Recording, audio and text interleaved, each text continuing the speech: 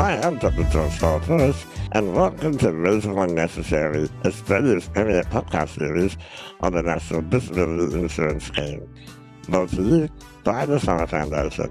I'm coming to you from Wurundjeri land, and pay my respects to the traditional owners and elders, past, present, and emerging. But before we go any further, please do me a favour and hit the like button, subscribe to the channel, and select the notification bell so that you can be notified of future episodes. This is our second part of our deep dive into the changes put forward by the NDIS review. If you haven't seen the first part, check that out by following the link in the description below.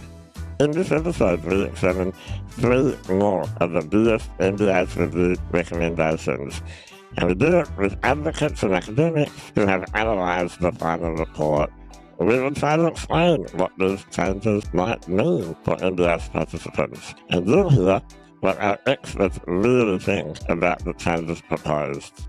It might all sound a bit scary, but the good news is that the government has committed to co-design, and so it is important that we take the time to understand the serious issues outlined in the NDIS review and think about what we can do together to make sure that any changes to the NDIS work for our community. And with that in mind, let's get into it. Hi everyone, welcome back. Hi, George. So good to be back with you to talk NDIS review and to really get in depth about what it all means. In our last episode, we looked really closely about the recommendations around mandatory registration. We also looked at the home and living recommendations. Today we're going to examine 3 more of the recommendations. And Sam, let's start with assessments. My understanding is there's going to be functional assessments to get into the NDIS and then needs assessments to work out the budget. Can you talk us through that, Sam? Yeah, so it's a different process. They're splitting up or recommending splitting up the current planning process into 3 different bits. So it'll be about access and then a disability support needs assessment and then setting and using your budget after that. So a lot of it isn't really clear. What is clear is the difference between a functional assessment and a needs assessment. So it might be that, the difference between Sam can't count, which is a functional assessment, versus Sam needs help to be able to use the bus to catch it to work, etc. And so when we're looking at the disability support needs assessment, it's about what kind of life do I have? Do I go to work every day and therefore I need to catch the bus? Who's going to be able to help me, etc., etc. And so, yeah, it's a different process than the one that we're used to now. My understanding is that, the functional assessment might be done by a doctor, but the needs assessment to the budget will be done by the NDIA or a contractor of the NDIA. So I can see the benefit of having people with the internal knowledge of the system, but I'm worried that the assessment might be biased or might not be objective if it's done by the government. Yeah, and it's really tricky when we look at the way that we've been assessed in the past. Are we going to have people coming into our homes again? That was one of the things that people were concerned about. Is it going to be, how are people going to be able to understand what our lives look like? How intrusive is it going to be for some people? There's really not a lot of detail about how this will look with the implementation. And the tricky part is, of course, is that it should be co-designed and therefore that detail is necessarily missing. Yeah, absolutely. And they are recommending that the assessments are co-designed. They're not recommending any particular assessments in the report, but they're saying that the community needs to work with the agency to co-design these assessments. I'm also interested in your views, Anne, because you're very qualified, knowledgeable person around disability and health. Mm-hmm. What are your thoughts on assessments? Well, I think the devil's in the detail here, I think. So these are sort of high-level ideas, and I think what the implementation of that's going to be where the issues are. So the first part of assessing functional capacity, after all, we were always meant to think about functioning rather than particular so-called health conditions. And so far, the NDIS has had a range of health conditions that they, have on particular lists that enable, access directly to the NDIS, and others that, you have to demonstrate issues around functioning. So I think that's all the condition lists are being thrown out. And what we're meant to do is assess functioning. I think, again, there are no suitable tools to do that across the board for everyone. Just give you an example of what's been done for multiple sclerosis, something that's a condition that I have, where there are particularly, there's an extended disability scale, and for people to get into the NDIS, you have to reach a certain score on that disability scale, which does assess different kinds of levels of functioning, but is weighted towards the kind of issues that someone with multiple sclerosis is likely to face versus someone perhaps with, a psychosocial disability, for instance. So creating a functional capacity tool that can capture the broad range of experiences that people with disability face across different kinds of areas of life is difficult. When we talk about functioning, typically we're talking about issues around self-care. So do you need support to, eat, shower, dress?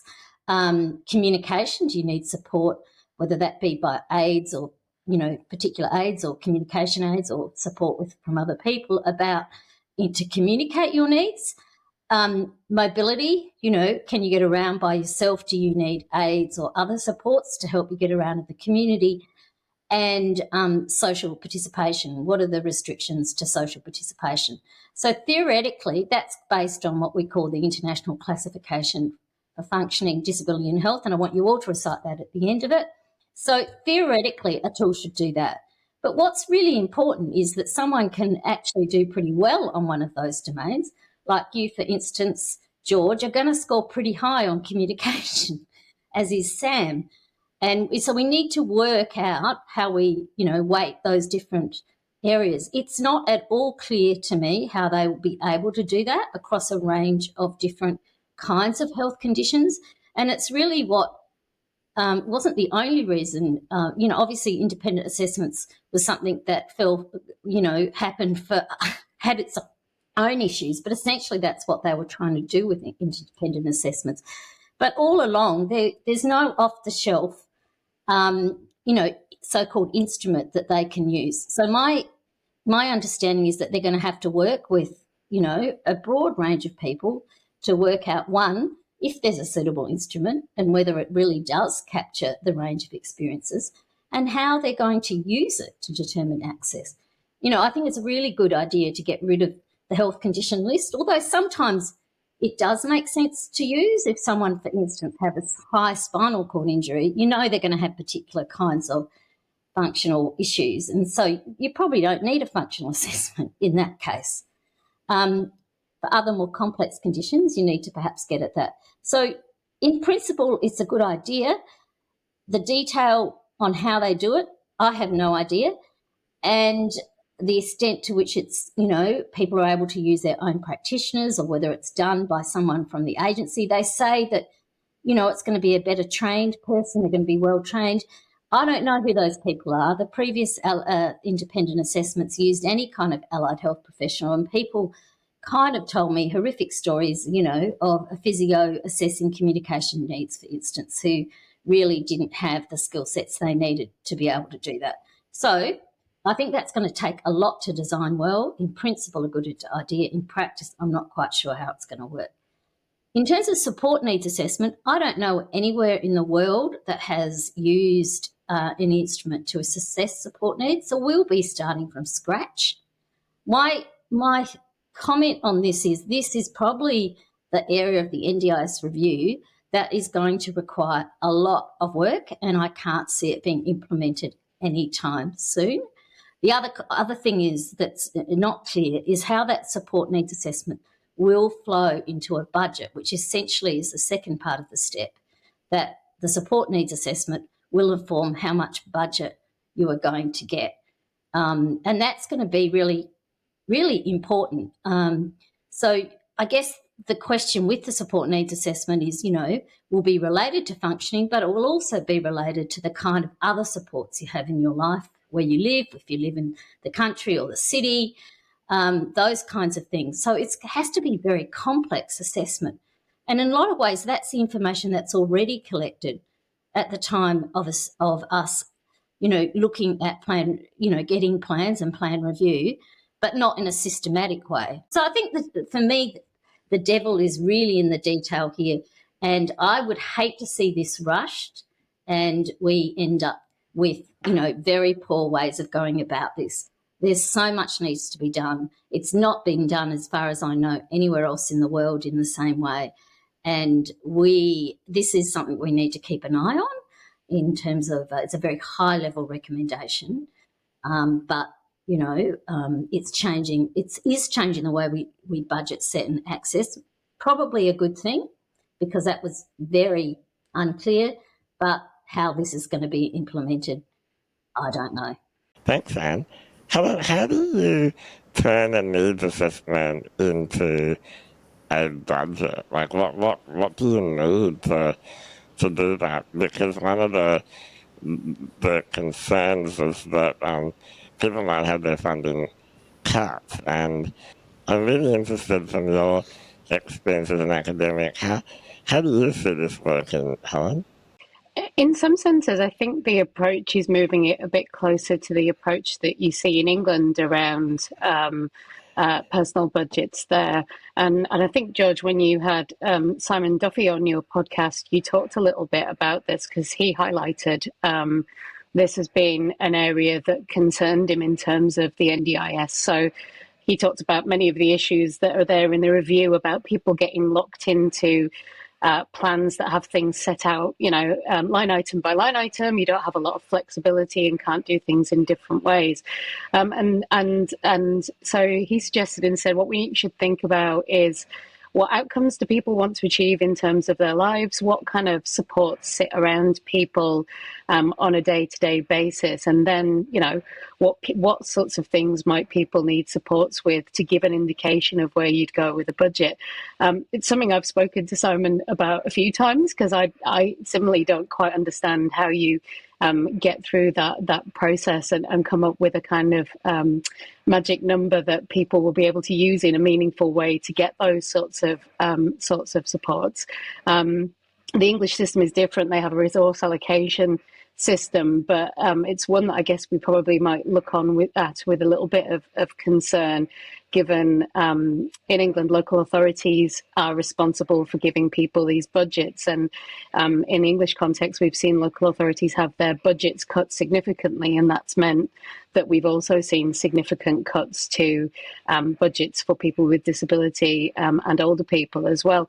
So like Anne, I think kind of, moving away from this system where we nail everything down line by line and then work the budget up from there, but don't allow people kind of flexibility around that, to one where we give somebody a more global budget that they can use a little bit more flexibly and in ways that make sense to them to support them in their lives, is a really good idea. But the question of how you get from where we are to that is a real challenging one. So, I mean, I would be looking to see, the government to make commitments, like people with existing kind of NDIS budgets that they're happy with, that there'll be a commitment for nobody to see cuts as we move into a new process, and commit to kind of reviewing that over a couple of years just to check that we're not seeing those sorts of reductions happen. I'm with Helen. Line-to-line planning is not a great idea, but the question for me rises is, how do individuals challenge or ask for reviews of their budget? Because in the past, people have their basis for their review have been things like, they don't have enough transport, or they, don't have enough therapy support, or there's not, they need one-on-one support rather than, a less intensive level of support and so forth. So they've gone to request those changes through, what we called a review of a reviewable decision, a ROD. And I know, most of the people I know have been through a ROD process. And then obviously if that's unsuccessful, which is also quite a few people, they will go to the AAT. So how do we do that when we're changing the way we do the budgeting? Because, we're not saying you haven't got transport support, but can you work? How do you say the budget envelope isn't enough for you? And what are the And I think that you've nailed it there. I think that what the review is trying to do is to stop that process, because clearly if every line can be challenged, then there's a lot of appealing going on. And I having read the report, it essentially says that there's a lot of disagreements between planners and people with disabilities. So the response of the review is, let's make it a whole budget so that people can't appeal particular items. Well, I think we've got to have a different process for appeal. People, and this is where system navigators will be important. How do you show that your budget is sufficient to meet your needs? And we're going to have to really think about that process. And it doesn't necessarily mean line-to-line planning, but it does mean saying, is this sufficient to cover what I need to, be independent, get support in the home, to be in the community and so forth. So I don't know that the review is silent on that. And I think that's part of the process, because we don't want to lose the capacity to appeal the decisions that are made. And there needs to be some flexibility in the way support needs are translated into budgets. The other question too is, how do we do that? Do we do that every review? I think in some ways, when people's support needs are likely to be stable, there's not really much point in kind of repeating it. But at key transition points, say when young people are leaving school and so forth, that will be really important. Yeah, no, thanks, Anne. It's a really good point that you raise. I think particularly in the area of psychosocial, you can imagine if someone was having an episode or not, when that person turned up to do that assessment is a really important moment. And unless it's someone that's really skilled and can ask what it looked like potentially a week ago or 2 days ago, capturing what life looks like over a longer period of time will be really, really important to get that budget right, because the risks, obviously, and certainly in my circumstance, it's the use of the budget is really fluctuating, but sometimes it's 20 hours a day and sometimes it's not at all. So you really do need someone that's really skilled in that space, who potentially can see you more than once, and can get other professionals who've seen that journey with the person and can talk to that.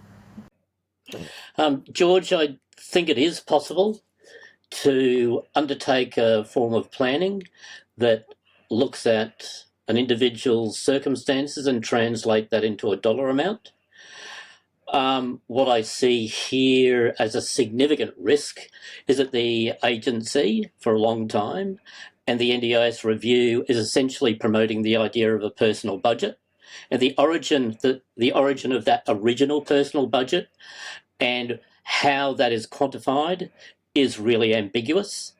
And we know that the NDIA does not have any evidence to support the allocations of dollars that they do now. They certainly don't have any documentary evidence to clearly demonstrate that those dollars applied to that individual will lead to social and economic participation opportunities, definitely. And my overarching fear is when this is located within the agency, it lacks the transparency, that in exactly the same way that there is no transparency in decision-making now. Now, having said that, many of us on a daily basis are struggling with how to translate the supports that individuals require into some dollar amount. And I think that is it is possible. But as the Productivity Commission said, we really need to design a process from the ground up, that the systems, as Anne has said, the systems, the tools that are available were never designed to assess an individual and translate that into a funding amount. And simplistically, what we do in this space is spend time with the individual, gain a deep understanding of the support they require on an hour-by-hour basis, on a day-by-day basis, with a starting point of what somebody needs assistance to do in those areas of function that Anne referred to through the international measures. But then we start to ask, what are these supports that this individual is likely to require in order to have presence in community, to be able to participate in community, to exercise choice, to have valued roles, and to make a contribution. And once we start asking those questions, we move from whether or not you can make a cup of tea to what is it that you need in your life so that you are able to connect with other people, for example.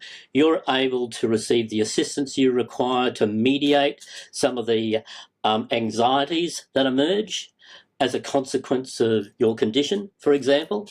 And these things emerge out of that time that you spend with the individual, and you begin to nuance this style of support away from just putting in a babysitter into somebody's life to thinking about what are the skills and characteristics of the support and those providing support, so that those general 5 areas are beginning to be realised.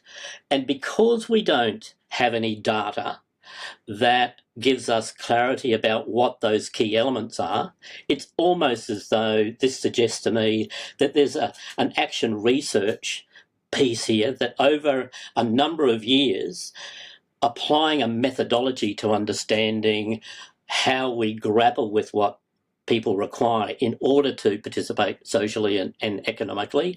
We're gathering some deeper insights, but we need that process to be more clearly identified and the key questions clearly identified in order to do that.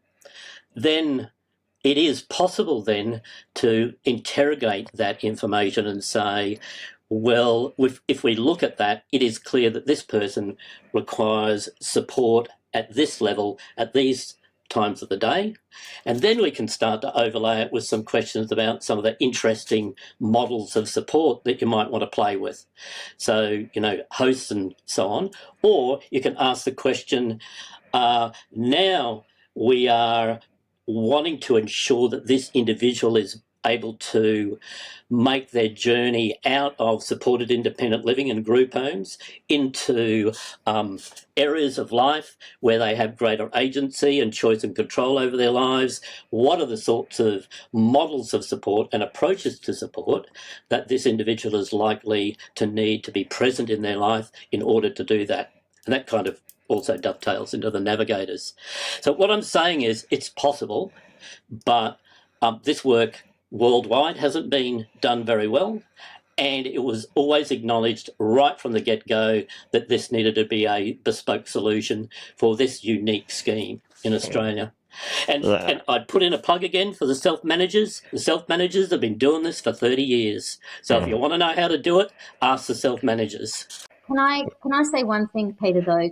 The one exception to this process is the statement about the stuff we talked about last week, is the intensity of, sharing supports in the home and living environment where it's more specified now, where, so that's the one exception to the kind of personal budget setting process, because that's a shared budget setting process, if you like.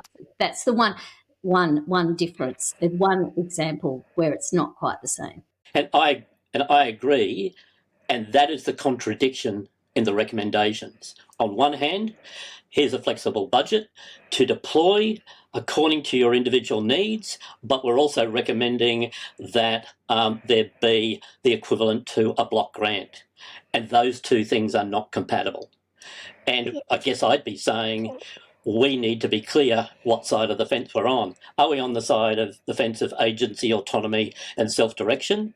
Or is this just a simplistic response to putting a block of money around people and hoping that it'll all be okay and they won't suffer abuse and neglect anymore? You nailed it there, and when we look at those two recommendations, I don't think they can sit side by side very well together. I'm also thinking, because I was one of the participants in the product of the assessment, and one of the things that I found hardest and most confronting and concerning is that I hadn't met this person before, and suddenly they were asking me incredibly personal questions about my life, and I was very honest. It was traumatizing. I left the experience. I went in there thinking, oh, this will be really, really interesting. I'm a researcher. I'm a policy person. I'm going to have a really useful opportunity here to learn about this process.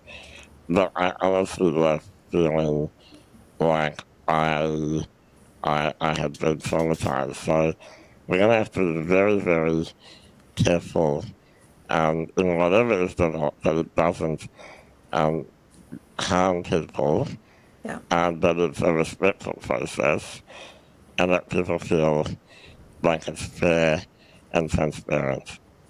George, can I just chip in on that? I completely agree with you as somebody who has trauma background and PTSD as a response to that trauma. I think we all have a bit of PTSD from the NDIS and the various systems as well. I'm also very, very wary that when the impairment tables were brought in 2011, they'd ran this same line. They said it's going to look at what you can do, not what you can't do, and it's going to make things easier. And then when the detail came out, it was that, no, you're not. It's going to be harder for 40% more people to get onto the DSP.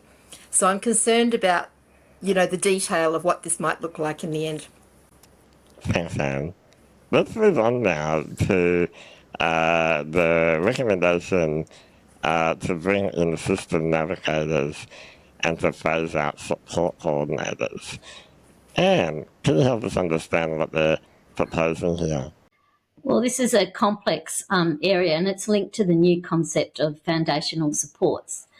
Previously, we talked about the people, so-called tier 2 supports for people outside the scheme. Now, rather than that, they're talking about foundational supports, which are kind of general supports such as information, and then more support around disability-specific supports for both NDIS and non-NDIS participants. Well, foundational supports are for both NDIS and non-NDIS participants, but the specialised supports are where you need some disability-specific support. So for an non-NDIS participant, that's a very strange way of describing it. I'm a researcher. We have to have little categories that we label. And that really means they might get support with cleaning and so forth, but they mightn't necessarily have an NDIS plan. For NDIS participants or for people applying for the NDIS, it's about both accessing those foundational supports, but also support in, applying for the NDIS and navigating the NDIS and other mainstream supports. So for the NDIS participants, it extends the role of a current support coordinator in many ways to bring in, traditionally support coordinators are sort of there to help you navigate, work out services you want to use, help you plan and so forth.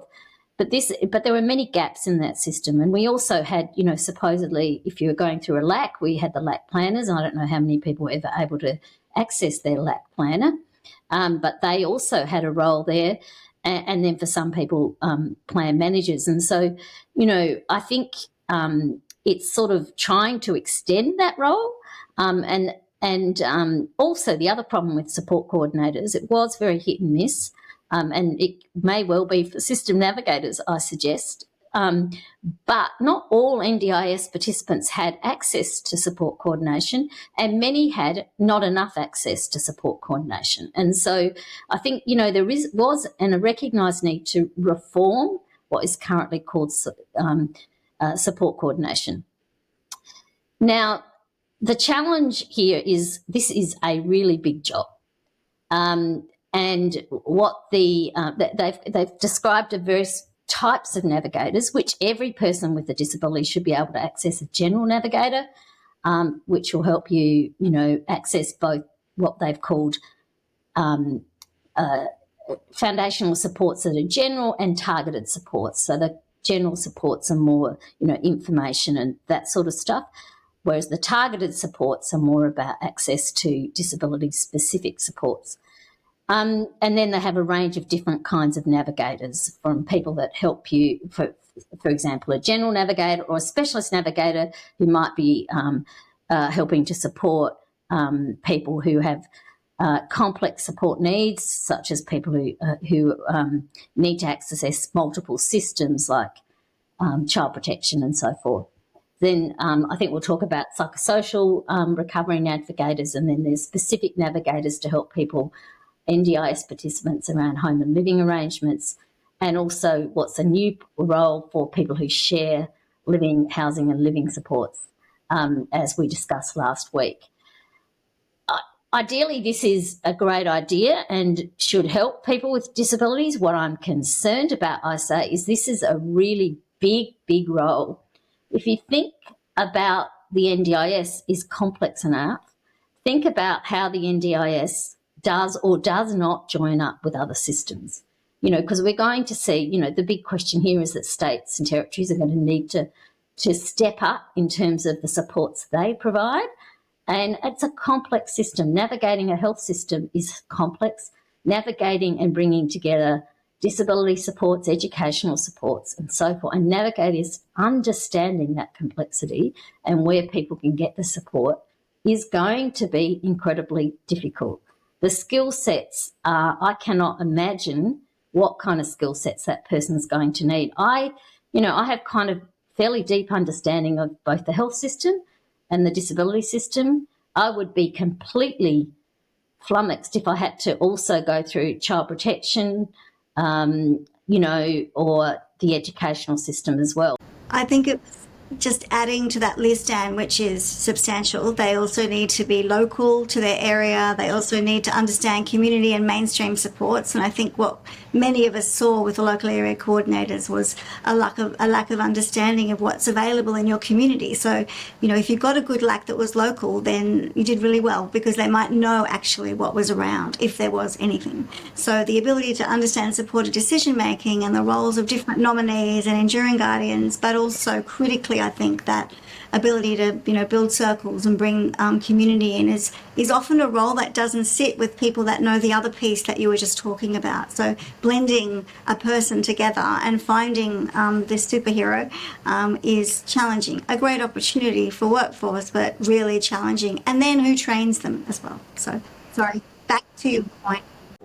Absolutely. Well, I think the problem at the moment is that people don't get that assistance, and I think the review recognises that, and it also says that we need everyone to have access to that support, and if people have really complex needs, that they need specialised assistance. So I do like those things. What concerns me, though, is that at the moment people can choose their support coordinator, and they can find one that they really like and hold on to them. But it feels like under this proposal, you're going to be provided with or allocated a navigator, and you're not going to have that choice and control over who does that role.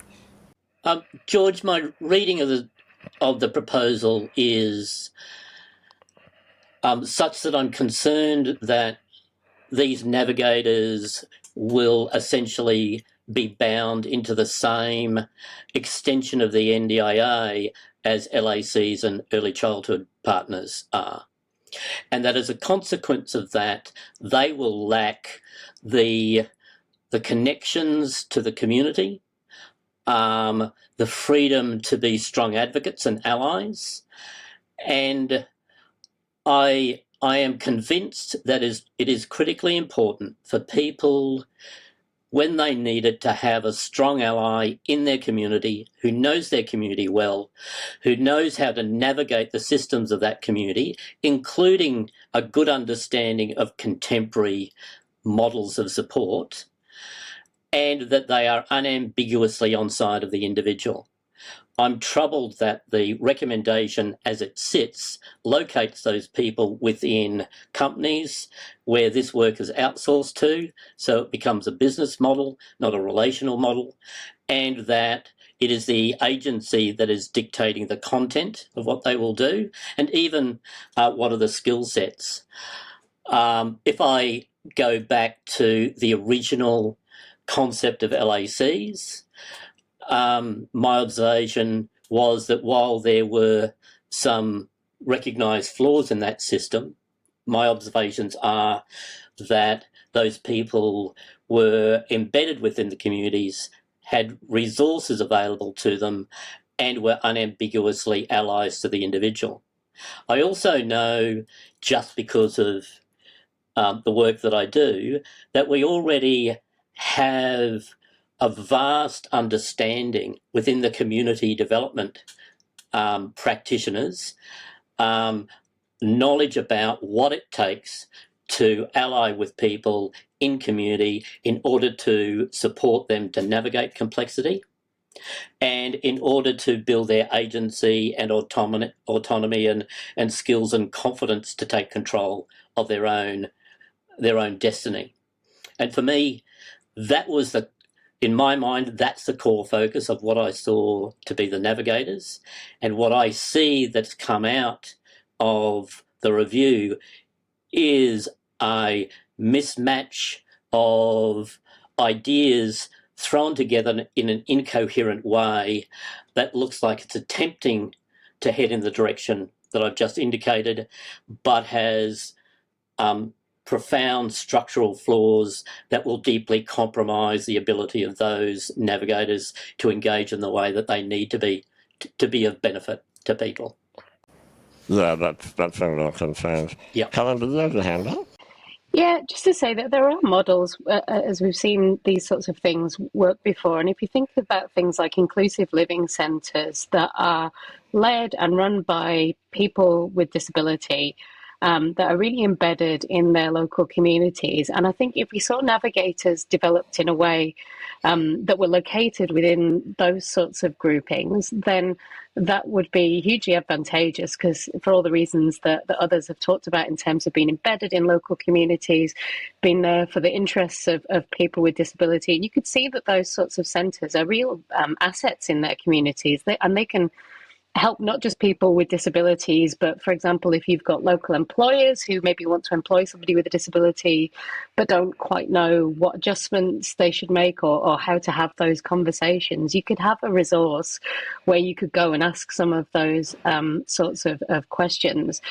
And excuse me. So I think there's models out there.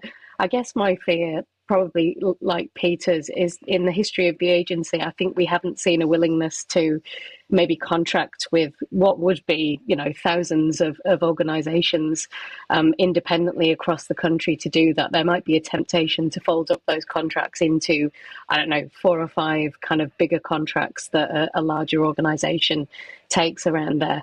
But this is back to this point that Anne sort of talked about before around implementation. I think in a lot of the recommendations in here, they could be implemented in a way that could be really positive, could be really transformational for people within the NDIS and people with disability more broadly, or they could be implemented in quite a narrow way that would limit choice and would restrict kind of the ability for people to live the sorts of lives they want to do. So I think there's a version in here that we could see where Navigators could be developed really well. And I think we're just going to make sure we kind of support that vision of it going forward.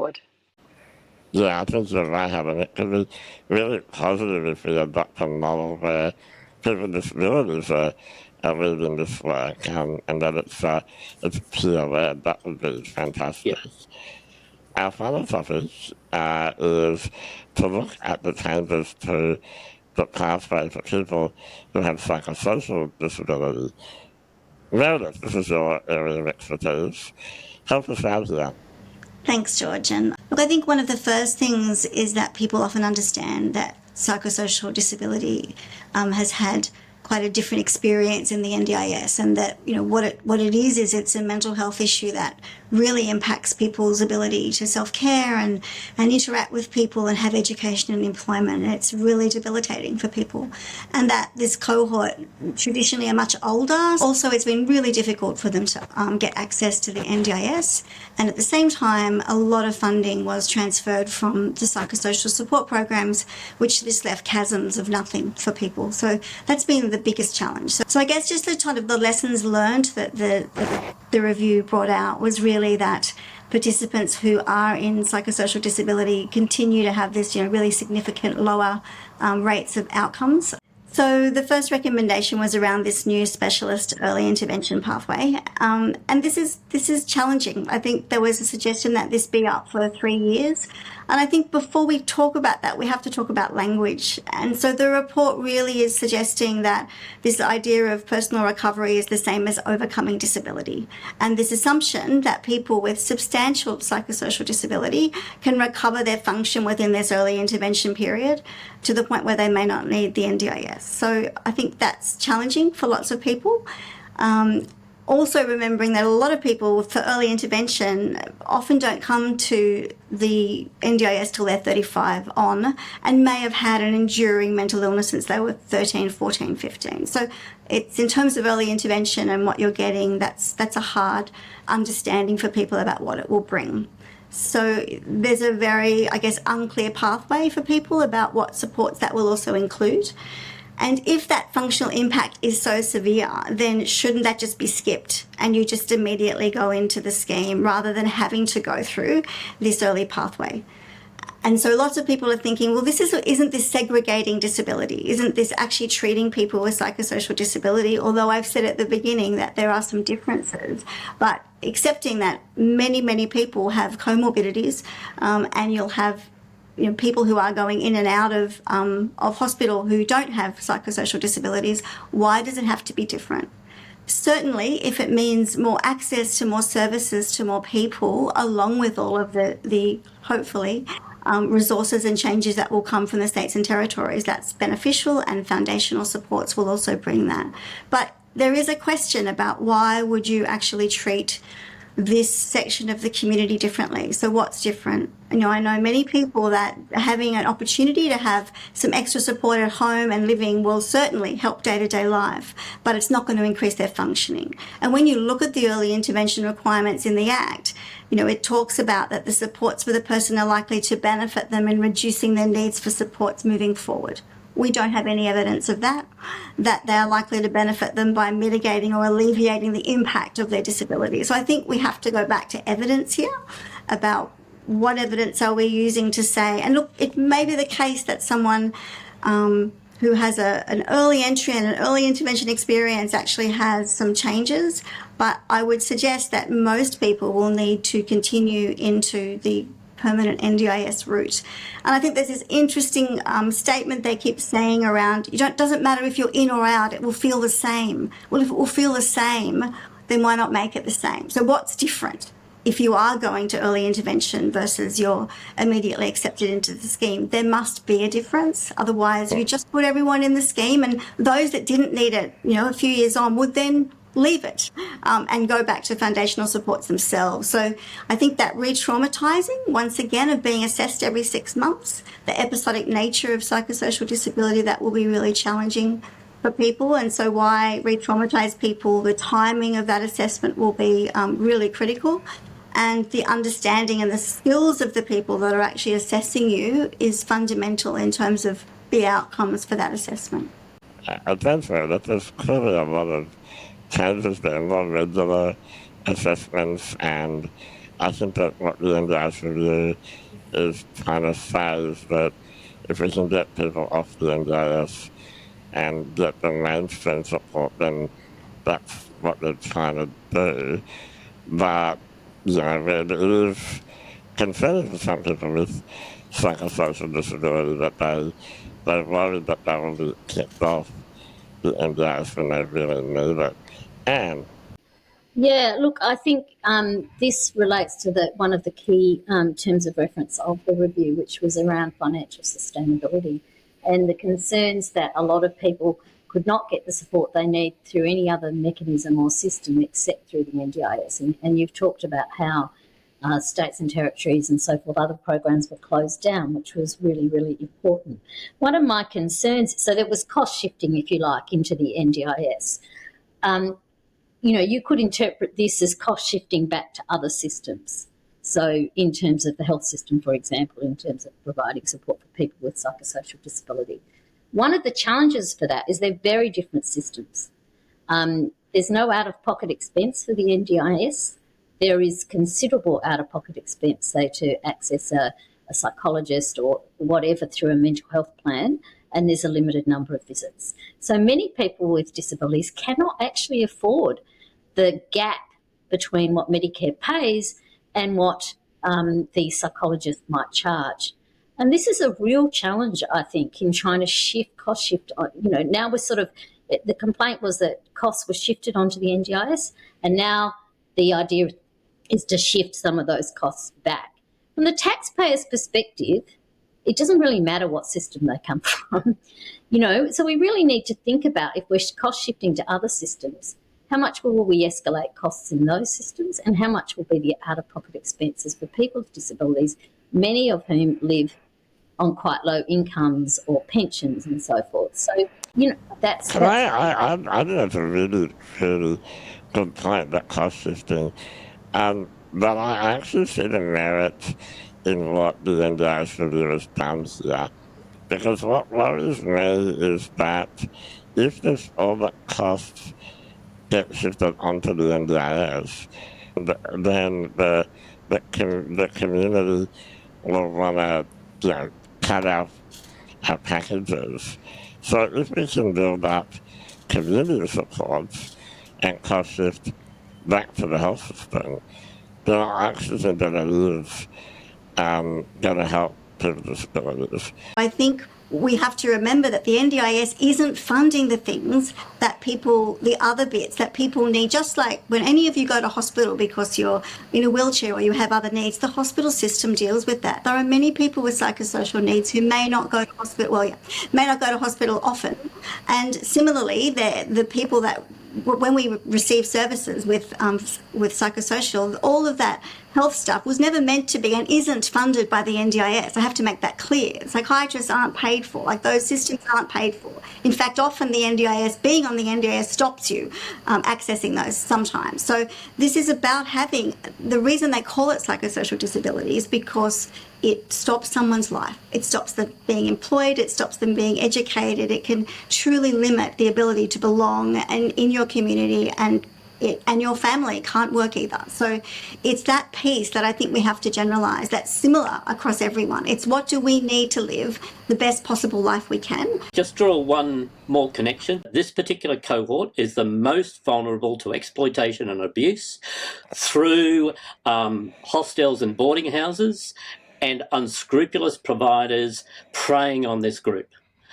And the removal of improved livability from the SDA categories will disproportionately affect people with psychosocial disabilities and others for whom the need for SDA doesn't relate to physical accessibility. It relates to their ability to find affordable, accessible housing within the housing market and the public housing system.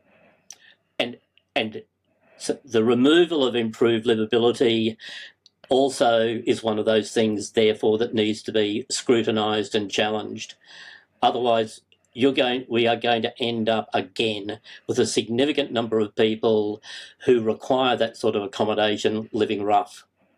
Absolutely, and I'm so glad I stoked the fire there, and I absolutely respect the need for people with psychosocial disability get the supports that they need through the NDIS. So, what happens next? Helen. So the review is basically a series of recommendations that the government needs to think about and think what it wants to take on board and how it wants to react to that. I would imagine there's a significant amount of activity going on at the moment because many of the suggestions require changes to legislation. And I would imagine that legislation will be the government will want to put that through sooner rather than later, and I suspect before the next federal budget that we have coming up. So there'll be a lot of activity going on to get that legislation changed. A lot of the changes will need to be co-designed with people with disabilities. So there'll be, I would imagine, a number of opportunities for people to engage around that. And we've also already seen the announcement of a number of task forces set up to explore some of the different suggestions, like around the suggestion of mandatory registration for providers. So I think there'll be a number of chances to engage in debates around these issues and to shape some of these changes as they're worked out. Absolutely. Make sure that you get involved wherever you can in all of these co-design processes.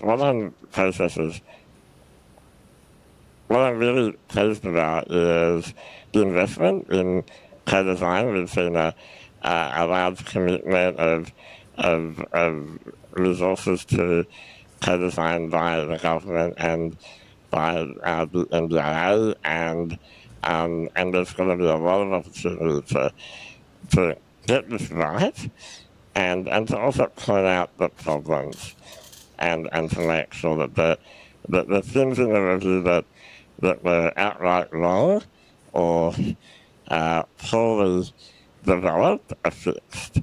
I think that's going to be critical. Just before we wrap up, I wanted to give everyone a chance to say some final words. How about I start with you, Anne?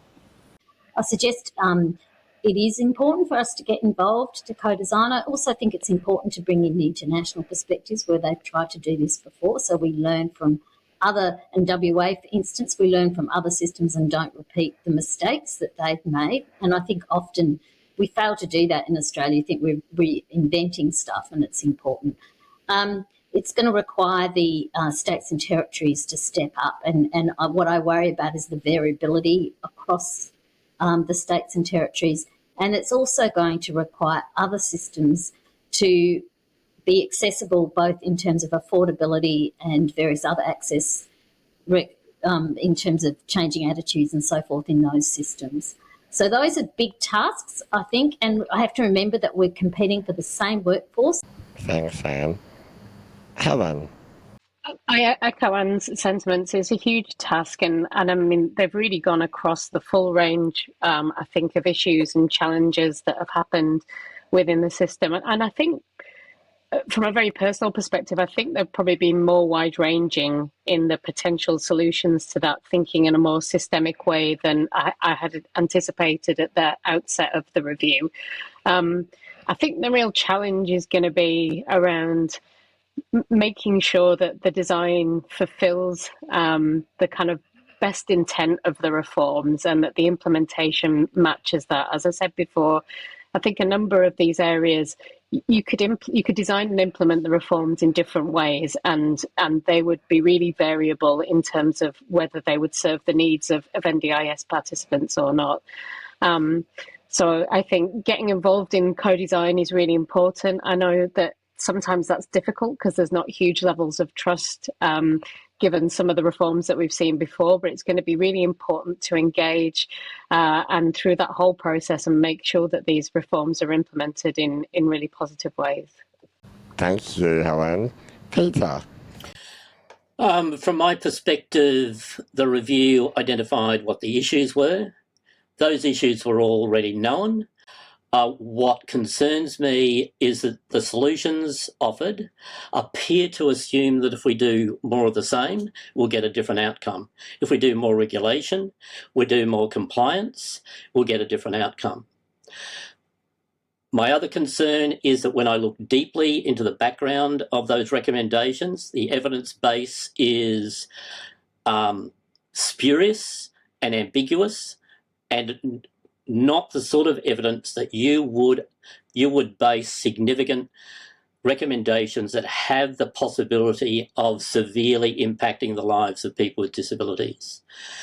And in particular, I think a symbol of that is the assumption that you can benchmark a person's life against shared support.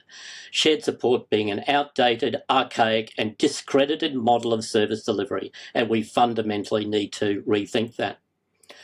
Finally, I am concerned that we haven't yet seen a formal statement from the NDIA or the government about the process of co-design. And there are many indicators that say to me that the agency is already moving to implement those recommendations, and that those recommendations are seen as a foregone conclusion. And even in the town halls, that's some of the messaging that comes through. Thanks, Peter. Meredith. Thanks, George. I'm going to say something positive, because I think that any changes that create more access to more people with a disability, to more support, is a significant positive one. And so we've got to work really, really hard, as Peter said, to identify where we can have a voice, where everyone can keep putting their ideas and innovations and what they need and the outcomes they're looking for onto the table, so that the recommendations can actually be shaped into something that make a significantly positive difference to people. And I think I just want to finish with Social Care Futures statement, from the UK, which is what keeps us all going, which is that we all want to live in a place we call home, with the people and things that we love, in communities where we look out for one another, doing the things that matter to us. And that's our goal. Beautiful. That's Meredith. Sam. Everything that everybody else just said, especially around co-design. If people with disability aren't involved in this and directly driving this, and unless we hold the power in this, it's just going to return to the old system, and everything that is broken will continue to be broken. Town halls are a consultation, they're not a co-design process. I agree with Peter about, needing to make sure we've got something that's articulated rather than this very vague process that's going on at the moment. You remember our old saying, nothing about us without us? It's never more true than it is right now. And the lucky last thing is that people with disability vote.